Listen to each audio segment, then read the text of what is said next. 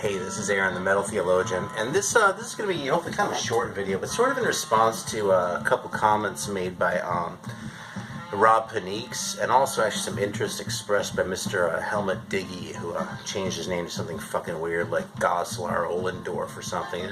Bill. But he's been investigating the Sun Ra too, and so here's the thing: is I got asked about the reissues of the Sun Ra, so this is kind of going to be intended as like a little bit of a shopping guide, okay? Most you can probably tune out if you're not interested in this shit. But what I'm going to do is just talk about like what reissues are available and which ones are hard to find and which ones aren't, and kind of give you a ballpark what shit should cost and what labels to keep an eye on, okay? So anyway, we still need a drink because I'm fucking thirsty. And we're actually going to share them here because I just found these when I was at the store today. There's a couple more of these 1893 ones. There's a citrus and a berry one. And Spencer's really excited about the citrus. I'm really excited about the black currant one. So we're going to bust these open and we're just going to trade. You know what the problem is with the black currant? What? It's not going to be black currant. Why? Black currant's not legal in the U.S. Okay, open It's that up. flavoring. You know? Oh, yeah, okay, here. Let me sip. Thanks. Let's have one belt. You can have a sip of this one if you want to while I'm doing this.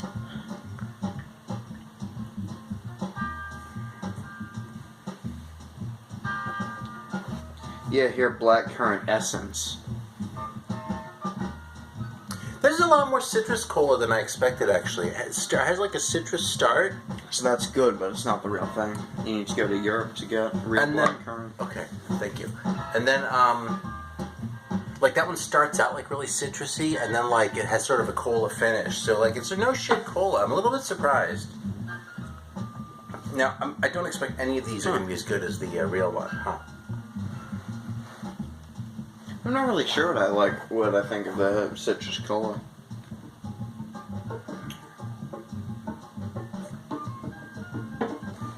You know, I actually like the citrus one more than this one.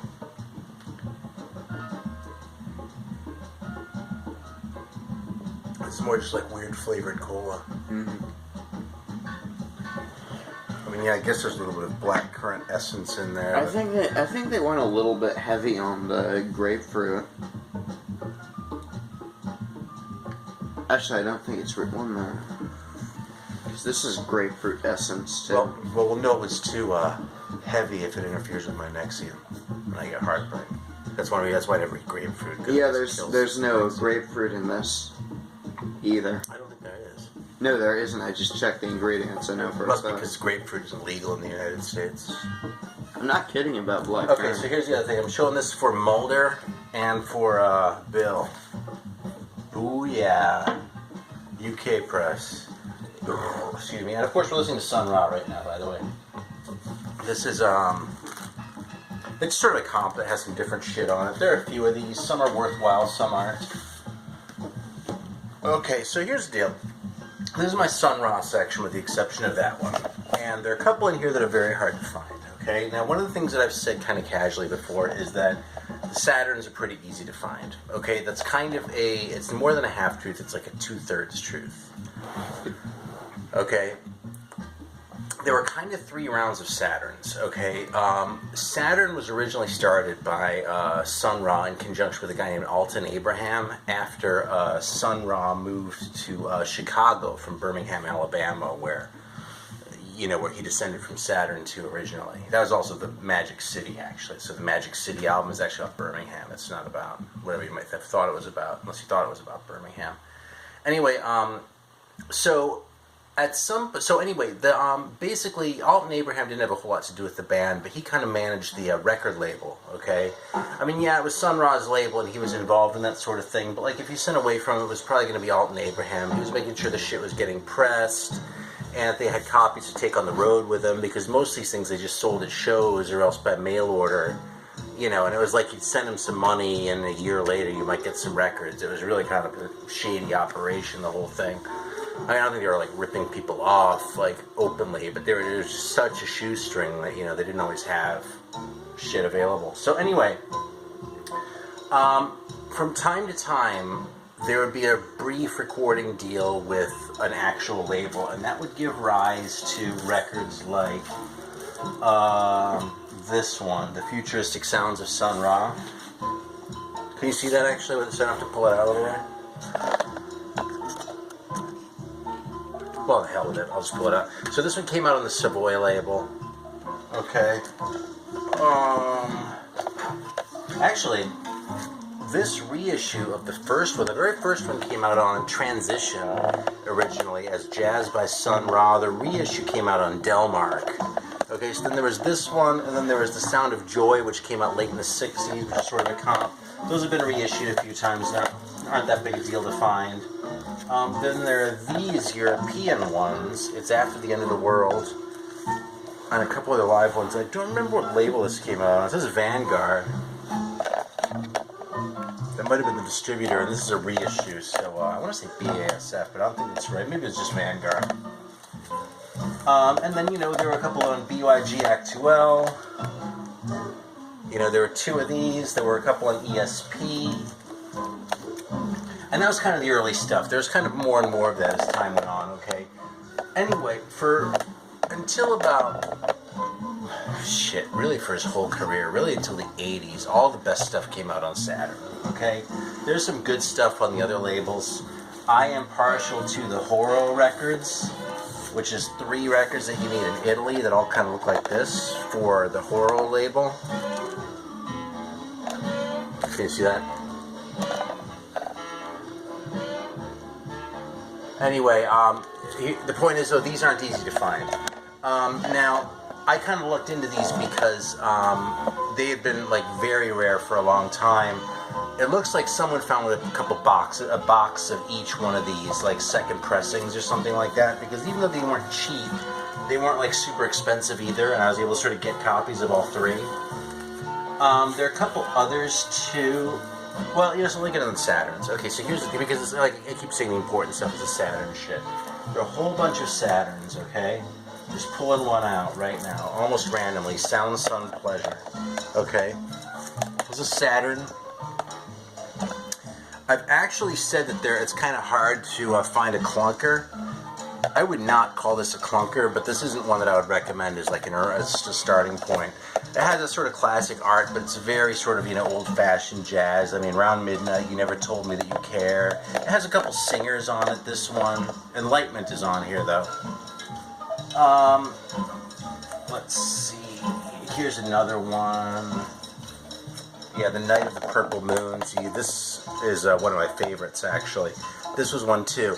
Now, these were put out... I think those actually both came out while he was in New York.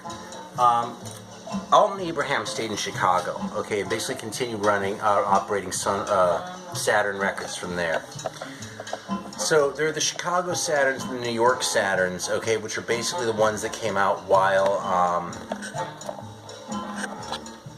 the band was in Chicago, and then they moved to New York, you know, in the very early 60s, like 60, 61, something like that. The Alton Abraham Saturns, okay, so the Chicago and the New York Saturns, those have been repressed. Like, these are almost all repressings. These are all like, and these are like Scorpio ones, you know what I mean? So they're like 10 or 15 bucks a pop. They're not very expensive. If you live in a reasonable sized city, you might be able to find them even cheaper at a big shop. I got a lot of these at like Rasputin's or Amoeba in San Francisco or Berkeley for like $8.99. What's going on? What? Nothing. I'll quit messing with it. They turn up here in Charleston, which is a little bit smaller. They tend to be a little bit more expensive, like maybe $15, but they're not that expensive. If you can't find them locally, you can probably find them from a mail order. And they kind of go in and out of print, meaning like they press up a bunch, they sell them, and they're sort of around, and then they run out of them, they're sort of gone for a while. And then after a year or two, they'll just press up a bunch more, and they're available for 10 bucks again, 12 bucks. It's not a big deal. Okay, so if you want those, you can find most of them. Now, when Sun Ra signed with Impulse, he made, which was in the first half of the 70s, and Impulse was kind of falling apart by this point, okay? Now, I don't know what the exact terms of the deal were, but he basically made 2 albums of new shit for Impulse, one of which was Astro Black, and the other was, what's it called? This one, Pathways to Unknown Worlds. Okay, and these are exclusive Impulse releases. Then they also made a deal to reissue like another 8 of the Saturn records on Impulse. Okay, so those all got reissued with different covers, and they came out on Impulse. Now, I've seen reissues of some of those kicking around just within the last couple of years. So you might see like Angels and Demons at Play. Excuse me, let me grab my copy. Okay, so this is the Saturn version with this cover.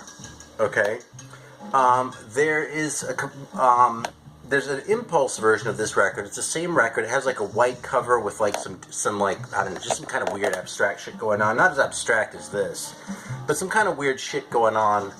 And for some reason, the Impulse versions of the reissue seem to be more expensive. Maybe the legitimacy is a little bit less questionable than on some of these, but you know, the Sun Ra estate isn't exactly shutting this shit down, so you know, whatever. And God knows I am grateful that this shit is all available, because the music is so fantastic, and there's no way I would have anything approaching this. I mean, in 1975, a Sun Ra collection like this would have been unheard of, just because you would not have access to this shit. You know what I mean? If you came through your town and you bought every single record that they had on them, you would still get nowhere near this. And the shit that was actually like you might be able to buy in a store would have probably been the ESPs, the BYGs, and that's about it. Maybe the Delmarks, you know what I mean? So, so those are the early Saturns, okay? Now, at some point, and those are relatively easy to find in the grand scheme of things. Now, at some point, Alton Abraham and Sun Ra had a falling out. I have no idea what it was about. I have no idea who was right or wrong. I don't really care. I don't necessarily want to know the answer, because, you know, Sun Ra was kind of a weird guy, and I don't know if I would have personally gotten along with him very well, as much as I love his records. So, about the time when Sun Ra and the band moved to Philadelphia, which was at the end of the 60s, the beginning of the 70s, and that deal was starting to fall apart, what happened was Sun Ra started managing more and more of the Saturn stuff himself. And even though there's some overlap, and a lot of early 70s Saturns kind of fall under the, were released by the Chicago Saturn, okay, so by Alton Abraham, and consequently are relatively available. The later Saturns, the Philadelphia Saturns, that Sun Ra was basically managing himself, those are the ones that are really a fucking disaster.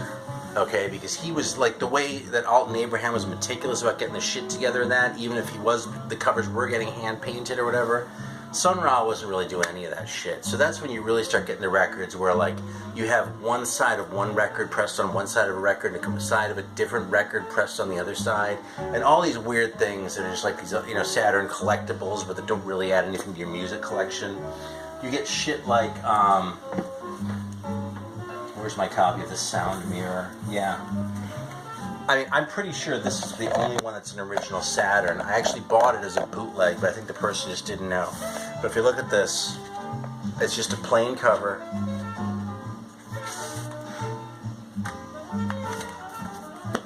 And that's all the information. You see that? Sun Ra, the Sound Mirror, handwritten. Nothing on the other side. There's a matrix number in here, which I'm sure is super informative, but no, it doesn't tell you a goddamn thing. 1978 to great. So anyway, this is what the Philadelphia Saturns look like. Now, there's another label called Art Yard, who's done some shit in conjunction with Kindred Spirits, but Art Yard is really sort of where the big Sun Ra fans are, out of the UK, and they have taken it upon themselves to go and find some of the Philadelphia Saturns and reissue those, and they've done some really nice work. So for instance, they have given us Disco 3000. This was a Saturn too, but it was a Philadelphia Saturn, and here's with a nice cover and liner notes and shit that would have been beyond his imagination at the time. Well, not his imagination, but now this is in conjunction with Kindred Spirits. They also did some other kind of oddball records, like this one, which is Salah Ragab with his Cairo Jazz Band, which was sort of a Sun Ra related thing. Like they were friends, they played together when he was over there. And this is actually a great record too. It's definitely sort of Middle Eastern jazz type of thing. They also are the ones who did this beautiful reissue of the Pat Patrick record, which originally came out on Saturn. Sound Advice. I showed that when it came out. So, bottom line is, if you're looking for like the early Saturns, which is kind of how I got into it, those are the cheapest ones. Those and those are going to be either reissues of the Impulse versions or hopefully the ones with the abstract covers. You'll know them. I mean, they're really easy to pick out because all the fucking covers. I mean, I'm just going to pull one out at random. I mean, look what that looks like. You know? I mean, they all look like that. And these are all different, right? But it's pretty easy to tell which ones were those Saturns. The ones that look a little bit more sort of together tend to be the ones on labels, or they're the Philadelphia Saturns. Let me show off a couple of those. I just showed off that one. Okay, here's another good one. This is on Jupiter, which is like his funk record. It's an awesome record, but I mean, look at that. I mean, when I saw this originally at the shop, it seemed like some sort of exploito record that would have been released after the fact, but it was just Art Yard releasing it with kind of a more modern cover. This one was in conjunction with Kindred Spirits too. The most recent one they did, actually, I just showed very recently. It was this one, I Roam the Cosmos, and I think this is just Art Yard by themselves. Yeah, see, we come from planet Earth. I mean, this is really just a label of Sun Ra fans. All they do is Sun Ra and related shit. So I'm very grateful for those guys are around giving us the stuff, because they got to be doing yeoman's work to find the shit and track it down. So that is really the story with the Saturns, and if you really decide you want to be collecting Sun Ra, the Saturn shit is really where it's at. The ESP records, which are really just the heliocentric worlds of Sun Ra, parts 1 and 2, and then a live record, I actually think it's kind of some of his weakest stuff from the 60s. I mean, those records are perfectly enjoyable, but they sound a lot more like just sort of run-of-the-mill free jazz records and the kind of stuff he was usually doing. They're probably, it's funny, I'm wanting to go through the labels here that he did stuff on, because a lot of those have been reissued. Some of the stuff's easy to find, some of it's hard to find. But, there are a lot of just sort of one-offs, and that's really what most of them are. The only label that he was really on consistently was Saturn. So, if you're looking for the early Saturns, I recommend the Scorpio shit. The Impulse reissues are fine, but make sure you don't buy duplicates, and make sure you don't spend too much. If you're looking for later Saturns, the Philadelphia Saturns, it's going to be Art Yard pretty much. And if you want to look for specific places where you can find these things, if I know you, if you hit me up privately, I'll tell you. Now the other thing I want to shout out is Roratorio Records, because they've actually been putting out some really cool Sun Ra shit lately. This is actually brand new shit that they've managed to unearth somehow. This is a recent one, the Intergalactic Thing. I cracked wise about the name the other day, but this is on the Roratorio label. And these are like early 70s, no, that one's late 60s recordings that were previously unreleased. Another one is, give me a second. Actually, let me keep these aside because I gotta mention that. Okay, here's another one. Sign of the Myth.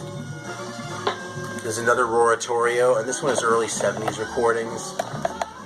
Some awesome Sun Ra that, again, never saw the light of day before 2014 when Roratorio did this. So hats off to these guys as well. Awesome label, and I'll try to remember to link to their website in the description. Art Yard is just on Facebook, and as far as the other Saturn shit, I don't know, but like I said, I can tell you where to find some of that. I feel like there's one other label that I wanted to mention, but I'm spacing. There are comps. The comps can be kind of sketchy. Some are good, some not so good. I would steer you towards the albums. Actually, and then there's some that are just sort of look kind of iffy, like this one, Symbols. This is one of the things he actually recorded for Impulse. It never came out at the time. Someone in Italy got a hold of it and put it out with these homemade covers, and I doubt it's legit, but I'm glad to have it on record.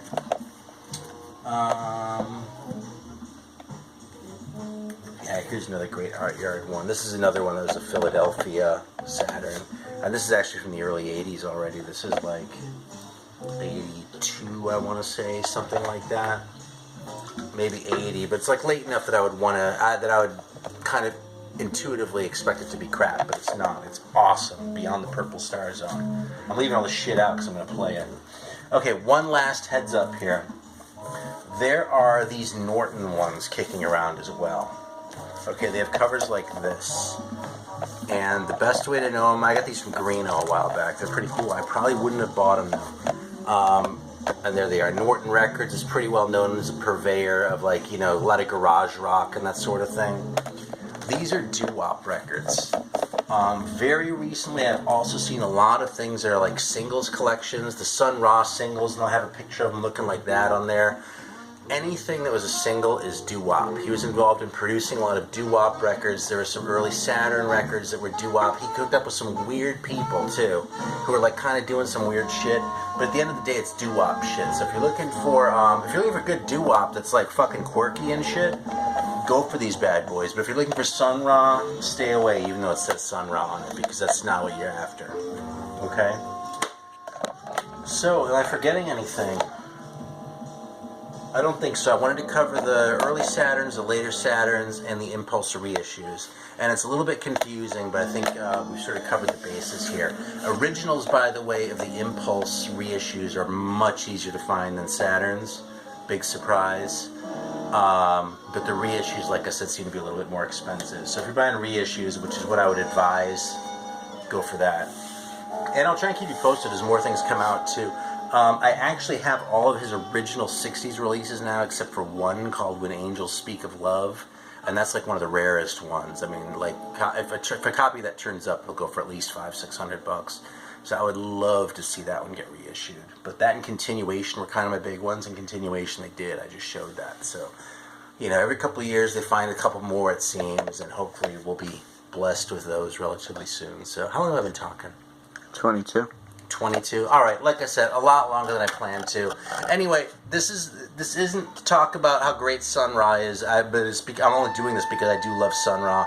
This is intended as a buying guide. I hope I didn't bore the fuck out of anyone who's hoping to see some metal or even listen to something else other than Sun Ra. But hopefully this will help a couple of you out. I'll expect maybe 50 views on this thing tops. And yeah. And if you have any follow-up questions, feel free to leave me a comment or something. I'll do my best. But I managed to track down a lot of the shit just by being resourceful. And I just gave you the things to sort of look for when you're hunting. So, good luck. Thanks.